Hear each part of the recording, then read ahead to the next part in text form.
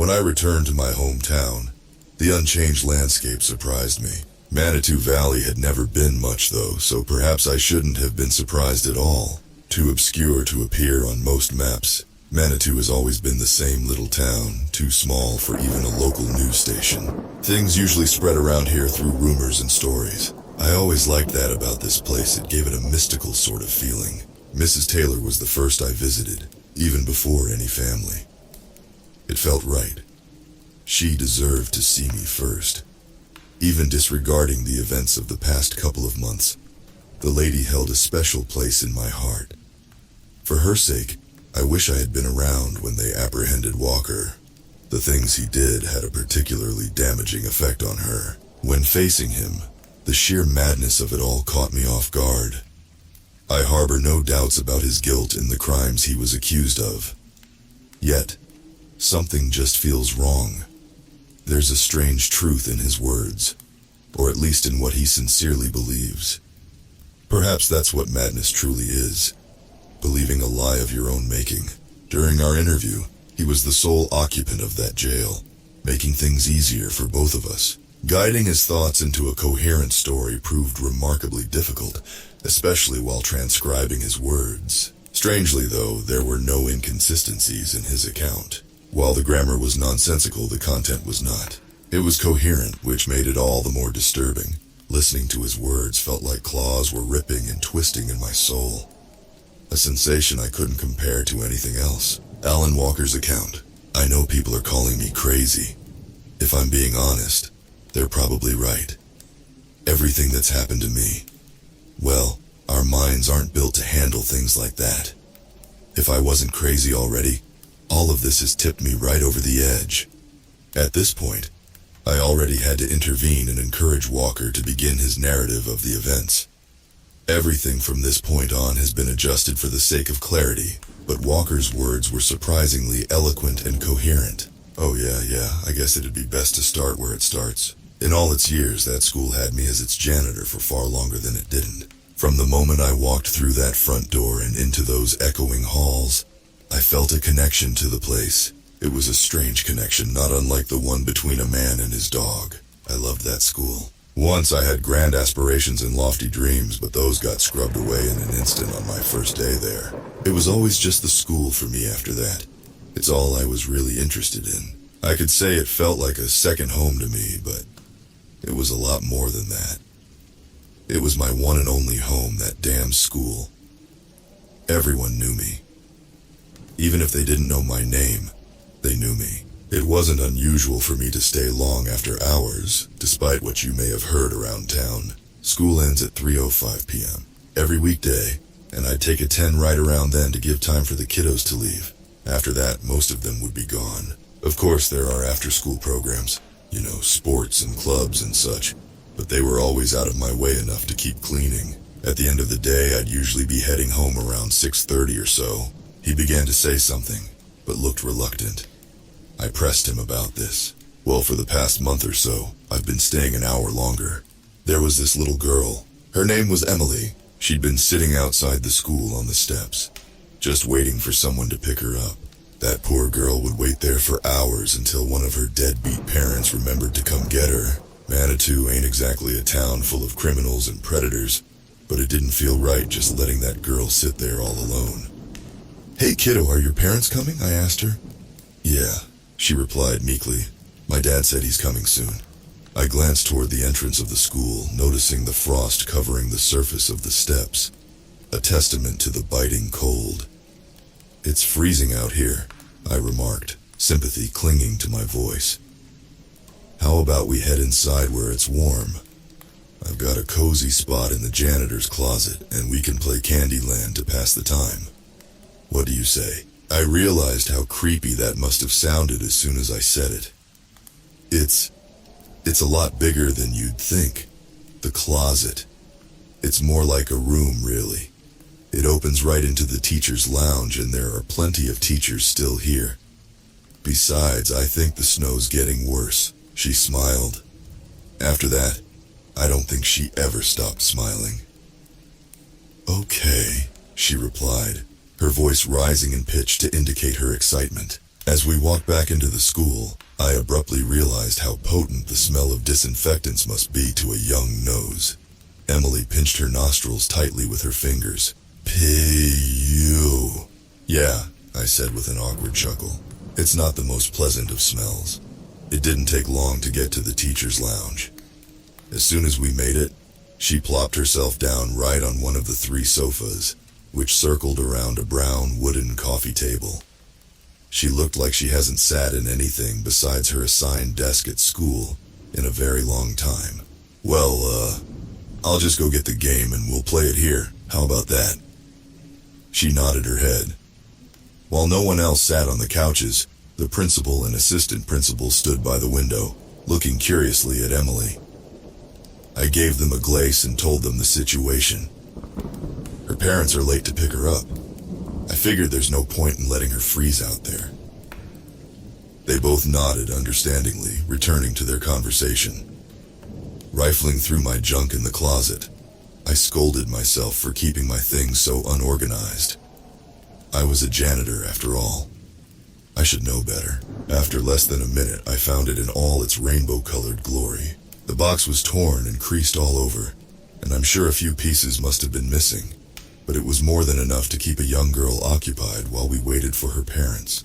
I exited the closet holding the box up with a grin across my face for Emily to see. Before I could set it down, I heard the faint sound of 3 sharp taps down the hall. Emily, the principal, assistant principal, and I all turned towards the hall at the same moment. I shrugged it off. Must be a woodpecker, I said. Those things make all kinds of racket. As I set down the game on the table, another 3 taps emanated from down the hallway. This time they were loud enough for me to surmise that they must be coming from one of the windows. I'll go check it out, I said with a tired sigh. Stepping out of the room, I looked down the hallway toward the sound and saw something. On the other side of one of the windows, the figure of a person stood, only their outline visible. Any defining features were shrouded by the intense cloak of the winter storm, now raging on worse than ever. My pulse quickened as I approached hesitantly, unsure what a person could possibly be doing outside of a school in this type of weather, let alone tapping on the windows. The cold chill of fear crept up me as I took each step, almost as if I were out in that storm as well. Tap, tap, tap. Tap, tap, tap. The sound grew faster and louder as I approached, my heart pounding like a drum so hard that I could almost hear it. I could see the figure's finger outstretched, tapping against the window with an eerie urgency. At no more than 15 feet away from the window, the tapping became so fast and frantic that there was no longer a discernible pattern. Tap, tap, tap, tap. As I grew closer and closer, the figure faded away into the tempest of the storm. I was seized by desperation, realizing that someone, potentially dangerous, could be out there stalking around the school. Putting my hands around my eyes like binoculars, I pressed my face up against the window, hoping I could see where it went. My breath fogged against the window in rapid bursts. It was no use, though. The storm had swallowed up the figure as if it was never there in the first place. One thing caught my eye, though. On the center of the pane, where I presumed the person's finger was tapping, there was a dark gray, greasy fluid, as if this person's hand was covered in runny clay. With my mind able to offer no explanation, I returned to the lounge, again scolding myself for my failures. The 3 people in the room looked at me, clearly waiting for me to say something. I was right. Just a woodpecker, I said. Apparently the things could care less about the cold. As before, the principal and assistant principal returned to conversation, and I sat down on the couch across from Emily. All right, I exclaimed, feigning excitement. I'm sure Candyland is a lot less miserable than Manitou right now. We played the game for at least an hour, most of that time spent figuring out the rules. In the end, I don't think we were playing it right anyway, but the girls certainly had fun. We just played and played, making up rules as we went, which always favored her. Eventually, the other 2 adults left the room. I asked Emily if she'd be more comfortable if we could find one of her teachers to leave her with, but she insisted we keep playing our game. Just a couple of minutes past 7:30, I heard 3 rapid knocks. Without a word, I rushed to the front door, the source of the sound, my heart resuming the pace it achieved only an hour prior. I cracked open the door, somewhat relieved to see a normal-looking man. "My daughter Emily in there?" he asked, his southern twang thicker than molasses. "Oh, yeah, she is," I stammered, taken off guard by the abruptness of his arrival. "I'll bring her right out." Returning to Emily, I couldn't help but notice the disappointment etched across her face as I told her of her father's arrival. Without much of a word, she embraced me tightly and ran off to her father, who was waiting impatiently at the front of the school. After I heard the screech of the doors, followed by a hefty slam, I returned to our board game, slowly packing it up as I reminisced with a strange nostalgia on events that took place merely minutes before. Once finished, I placed the box back in the closet, this time in a much more accessible spot. With all of my duties completed, it was time for one last sweep around the school. Usually, this was standard procedure in order to make sure everything was where it should be and that there weren't any staff still lingering around. On this occasion, though, I also happened to be checking for intruders. The sweep went by without any incidents for the most part. The corridors were devoid of life, just as they should be, and everything was perfectly clean and tidy. Like always, I left the gymnasium for last. It was the section of the school closest to the entrance, so it only made sense to do it last, but it also gave me the creeps. Casting a quick glance around, I noticed something nestled tightly beneath the bleachers. Cautiously creeping closer, I quickly realized what it was. A baseball bat. I picked it up, unsurprised that a careless child could have let it roll out of sight and forgotten about it. For a moment, I felt silly for inspecting it with such fear, but terror again swept over me as I heard 3 sharp taps coming from the hallway. A mix of fear and anger brewed inside of me, swelling together like a nasty cocktail. Judging by the volume and echo of the tapping, I estimated that it must be originating from the same window as before, or at least one very close to it. Standing still, I assessed my options. I gripped the bat so tightly that my knuckles turned white. I would use the exit in the boys' locker room to leave the building, circle around the perimeter of the school to the strange figure, and hopefully apprehend them. With the bat and the cover of the snowstorm, I figured I wouldn't have any trouble reaching the person without being seen. Deciding that I shouldn't waste any time, I acted against my fear and executed my plan. I strode with confidence through the locker room, unlocked the door, and exited into the storm. The wind was so cacophonous that I couldn't hear the sounds of my own footsteps. Holding the bat tightly in my left hand, I grabbed a rag from above one of the lockers, rolled it up, and wedged it in the door. Then, using the wall of the school to my right as a guide, I circled around the premises, slowly making my way to the stranger. Each step felt like walking a mile.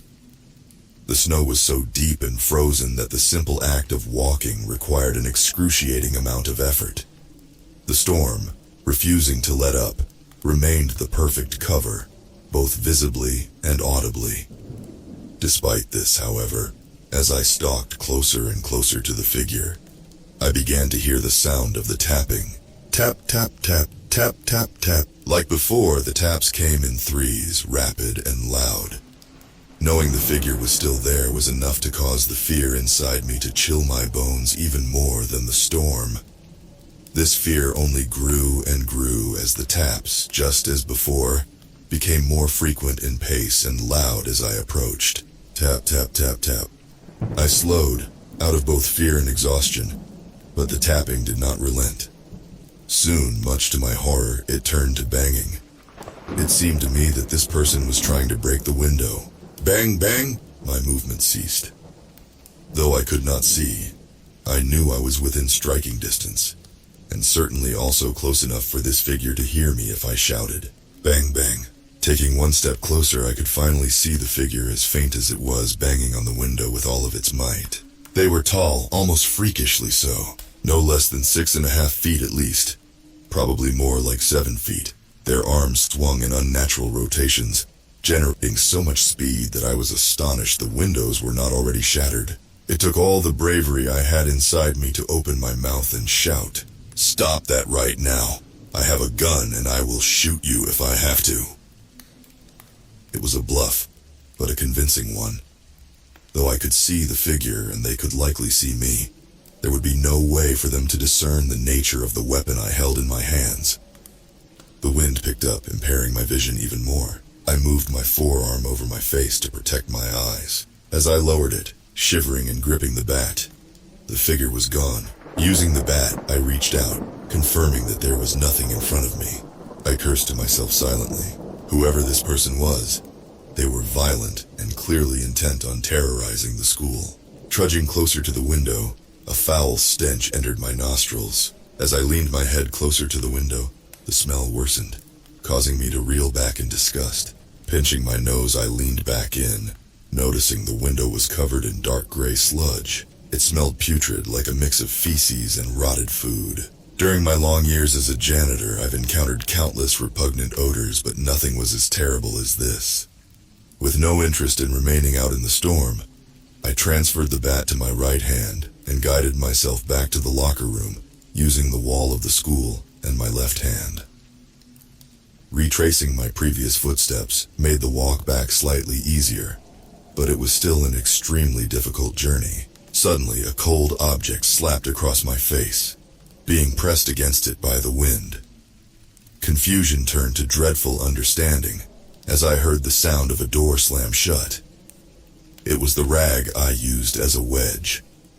With this wind, I should have known that the rag wouldn't have been secure. I reached for the keyring at my belt, knowing how difficult it would be to find the correct key with my fingers so stiffly frozen. Fear made me dizzy as I flipped through the keys. The skin on my fingers burned by their cold metal surfaces.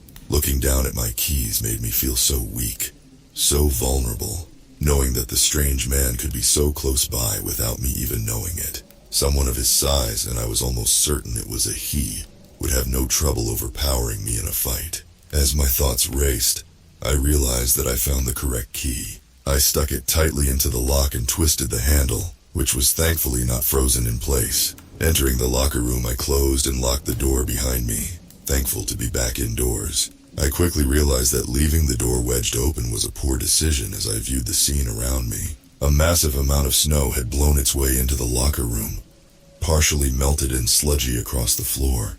It was a complete mess, but after all I had been through, I decided to deal with it in the morning. Besides, I figured there probably wouldn't even be school tomorrow after I reported this incident to the police. Still shaking, I leaned the baseball bat against a locker. Just another thing I'd take care of in the morning. Continuing out of the locker room, my gaze crept downward, my mind piecing together a terrible realization that numbed every inch of my body. The trail of melted snow didn't stop in the locker room. It continued on through the gymnasium and out into the halls of the school. My breathing quickening, I turned back into the locker room, retrieved the bat, and shut the locker room door. I made sure the door was locked tight and peered out the pane of glass built into it. There was nothing in the gymnasium, but out of the corner of my eye, I noticed a figure passing through the halls in front of the gymnasium door. It was only a blur, but I was certain I really saw it. I turned, back pressed against the door, and dropped slowly into a sitting position on the floor. I didn't have a mobile phone, and there certainly wasn't a phone in the locker room. For a brief moment I considered my options, but my thoughts were cut short. Tap, tap. Directly behind me and slightly above my head, the glass pane on the locker room door was being tapped on. Tap, tap, tap.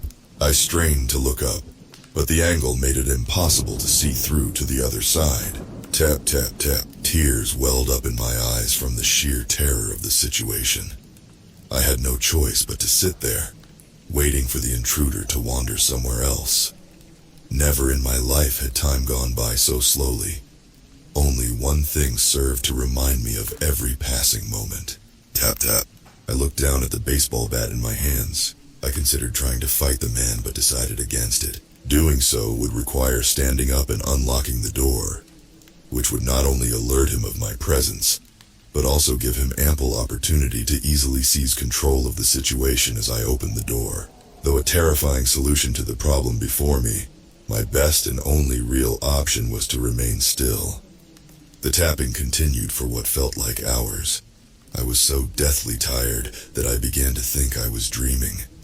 In between each set of taps, I would convince myself that this whole ordeal was in my head, but as if responding to my very thoughts. The taps would always return, snapping me back to my horrible reality. Then some unknowable amount of time into my torment. The sound stopped. Seconds and then minutes passed in complete silence. My body, in complete and utter shock, collapsed completely. There, I laid sprawled on the floor, snot running from my nose as it continued to thaw, while my eyes slowly closed shut and my mind wandered to sleep. Air snuck through my runny nostrils. I smelled a familiar putrid smell. At this point, Walker became somewhat unresponsive, staring at the ceiling. I urged him to continue his narrative. It was a little after 5 a.m. when I woke up the next morning, still lying where I had collapsed. I gathered myself as quickly as possible, which must have taken a lifetime. My limbs were stiff and sore, refusing to recover from the previous night's trauma. I grasped the baseball bat with my right hand, knuckles cracking out of their frozen stiffness. With no other reasonable course of action, I began making my way to the principal's office, where the nearest phone was located. Each step I took echoed painfully, a horrible reminder that if someone was still here, they knew exactly where I was. These thoughts fueled my growing paranoia, transforming every shadow and object into that stalking monster. With only a short distance left to the phone, my pace became more frantic. Soon, my careful walk turned to a sprint. My momentum came to an instant halt as I slammed into the office's door. Hands trembling, I gripped and turned the door's handle. Hastily, I slid myself into the room, opening the door just wide enough for me to fit through and lock it behind me as fast as possible. Leaning against the principal's desk for support, I slid my fingers across the numbers of the phone, only illuminated by a subtle light coming from the hallway and through the small glass window on the door. I dialed the sheriff's number, praying I recalled it correctly. The phone rang once, twice, and then a gruff voice answered. "This is Deputy Collins. You've reached the Manitou Valley Sheriff's Office. This is Alan Walker. I'm a janitor at Valley Public. There's an ongoing incident," I stammered, failing to hide the fear in my voice. "Someone was trying to break into the school last night, and I think they're still here." "Calm down, Mr. Walker. We'll be there shortly. Just make sure all the doors are locked and stay put. If you encounter the intruder, do not confront him or aggravate him in any way." "Yes, okay, I will." The light coming through the door suddenly retreated, only to return as I turned around to look through the small window.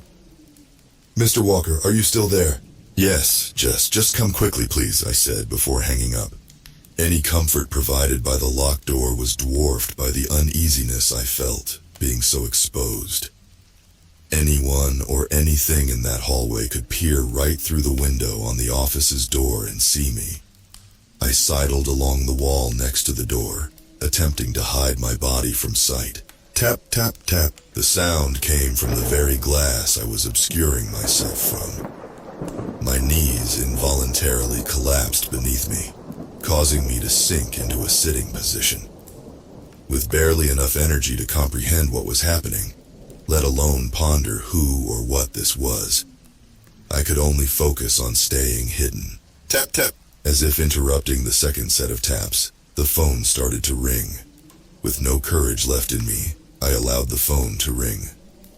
11 rings went by before the caller was directed to voicemail. A kind yet concerned voice spoke from the other end. "Hi, my name is Candace. I'm the mother of Jonathan Price. I called last night because Jonathan didn't come home from school yesterday afternoon, but I still haven't heard from him. He probably just spent the night at a friend's house and neglected to tell his poor mother.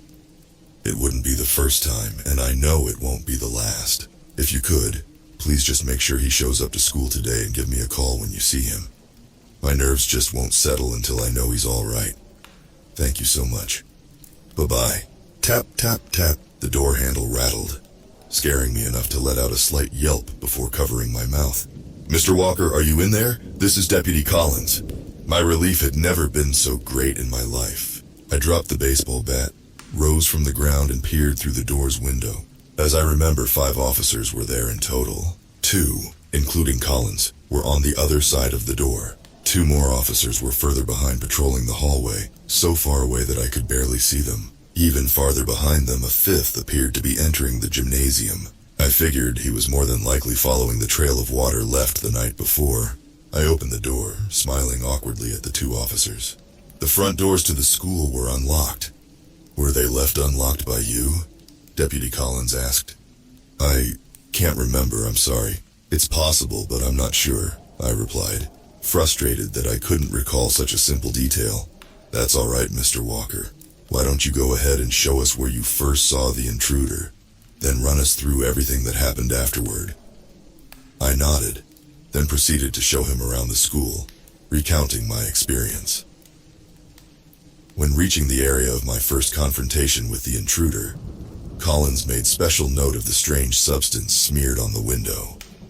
What in the world? He muttered to himself, examining the sludge very closely, gagging when he got close enough to smell it. I've never seen anything like this. This was here when you found the intruder last night? Yes, it was, I confirmed. It's not necessarily related to the break-in. Another officer chimed in, shorter and skinnier than Collins, who was a rather muscular man. It could be the remains of a dead animal, maybe dead for a long time. The cold can do weird things to carcasses like that. That's true, Collins granted, but we should still take pictures and collect some as evidence. The other officer took a slight step back. That means you, Deputy Collins said more decisively. And you will continue showing me what happened last night, he continued, pointing at me. I took him back through to the locker room, continuing to explain the events. At the conclusion of it all, back in the principal's office, Deputy Collins sighed.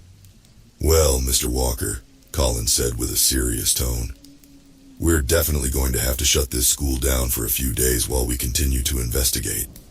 Whatever is going on here, we can't be sure it's safe until my 3 officers and I finish investigating and find some answers. For now, you should head home. We'll contact the principal and make sure no one shows up here for a while. I nodded. Not a single bit of energy left in my body. Deputy Collins escorted me to the front of the school and put his hand out to open the door, before being interrupted by a loud shout coming from the gymnasium. Wordlessly, he drew his pistol and began running toward the noise. Stay there! He shouted back at me. Only moments later I flinched from the sounds of gunfire. A dozen shots rang out, at least. The 2 other officers from opposite ends of the school ran with weapons drawn into the gymnasium.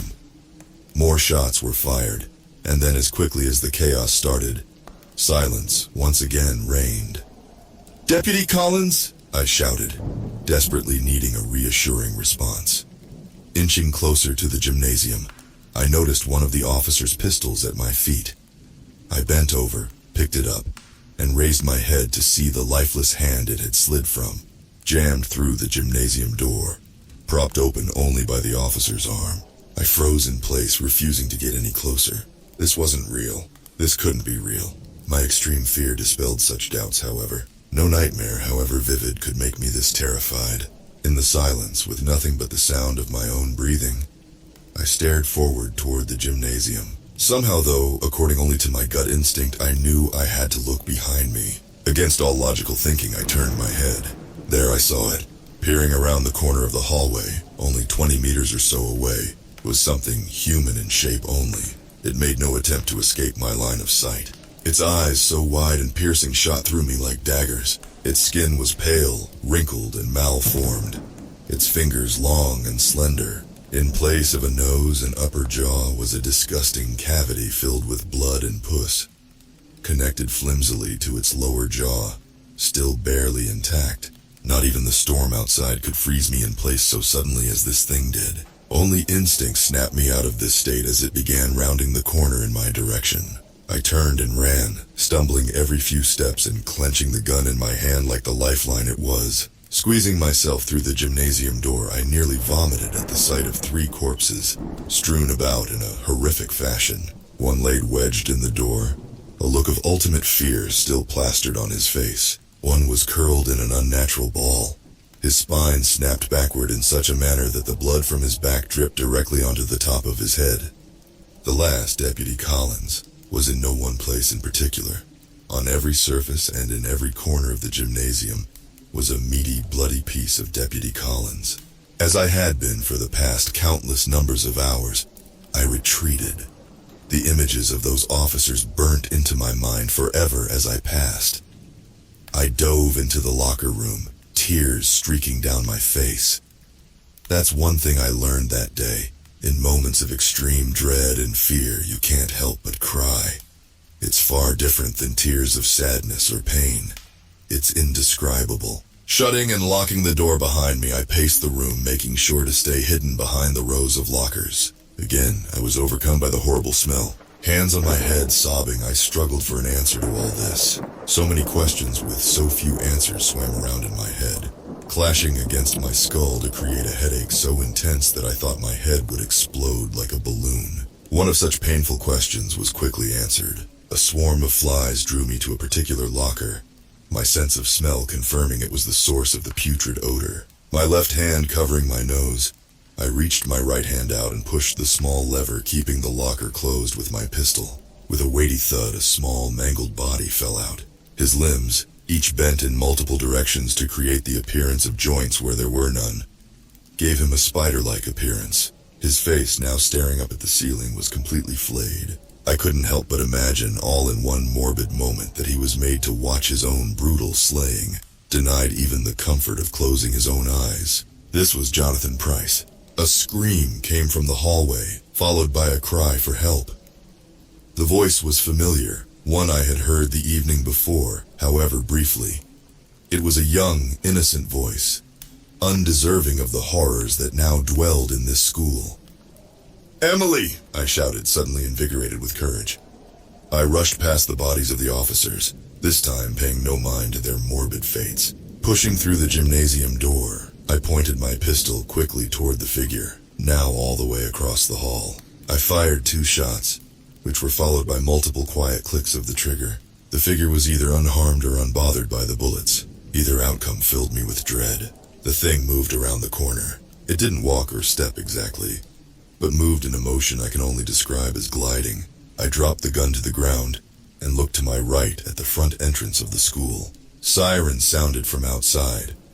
Moving towards the front doors, I looked out and saw police cars covering the street. The occasional ambulance mixed in. My mind told me to run out and seek safety, but I couldn't. I turned and ran back through the halls, shouting Emily's name another time. "Help me!" she yelled again, her voice emanating from the teacher's lounge.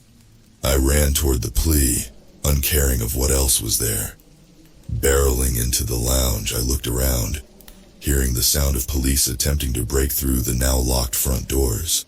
"Emily?" I called. A noise came from the closet. I opened its door and saw Emily, barely visible under my pile of junk. "Emily, what are you doing here?" I just walked here from home. I have to come to school extra early or Daddy gets really..." I scooped her up before she could finish and began running to the front doors. "Who is the scary man in here?" Emily asked, her tone of voice so heartbreakingly terrified. "I don't know, Emily. I don't know," I responded, upset that I couldn't give a more comforting answer. Approaching the doors, I could feel the prospect of safety so close.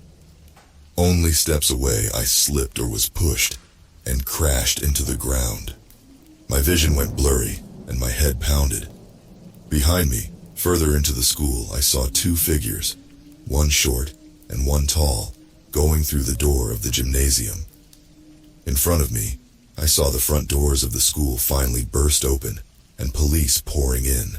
They dragged me out, kicking and screaming, into the hellish storm outside. I squirmed so powerlessly, but with every ounce of energy in my body. Over and over I shouted her name.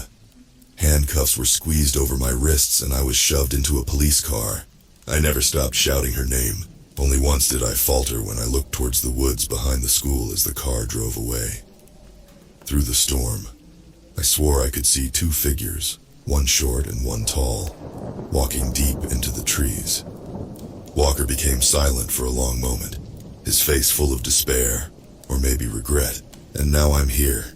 There's nothing more to tell. Alan Walker's account stands out to me for 2 major reasons. Firstly, It is an outstanding example of how the human brain may concoct fantastical stories in response to trauma, especially when relating to one's own inexcusable actions. When you can't forgive yourself for something you've done, you can either deny it ever happened, or let yourself live in perpetual self-punishment. Some may say that Walker chose the former. Secondly, his account stands out to me because I absolutely believe it. I am certainly not implying that these events truly occurred, but I truly think that Walker believes they did. Throughout our interview, he came across as entirely honest and emotional. I have no formal training in body language analysis or lie detection, but of every monster I have ever spoken to, Walker is by far the most earnest. This troubles me in a way so deep that I cannot describe the feeling. I have decided to stay in Manitou Valley for the indefinite future. During that time, I plan on attending Alan Walker's trial and interviewing others about these horrible events. Whatever is true, there certainly is a monster here in Manitou, and nothing has scared me more. And there you have it, dear listeners. That was one intense and haunting journey through the dark halls of Manitou Valley's school. A huge thanks to the original author for this gripping and thought-provoking tale. The idea that a seemingly ordinary school janitor could be caught up in such a nightmarish situation is truly terrifying. This story reminds us that evil can lurk in the most unexpected places, even in small-town schools during a snowstorm. It makes you wonder, what other sinister secrets are hiding behind locked doors and in forgotten corners of our everyday lives? If you enjoyed this story and want to hear more like it, don't forget to hit the like button and subscribe to the channel. I'd love to hear your thoughts on this tale, so leave a comment below. Do you think Alan Walker is innocent, or is there more to his story than meets the eye?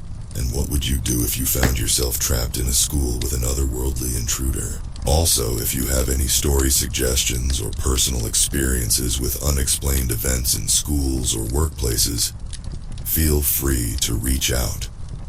Remember, in the shadowy world of the unknown, danger and mystery are always lurking just out of sight. As always, thank you so much for listening. I'll see you soon. Until then, stay safe out there. You never know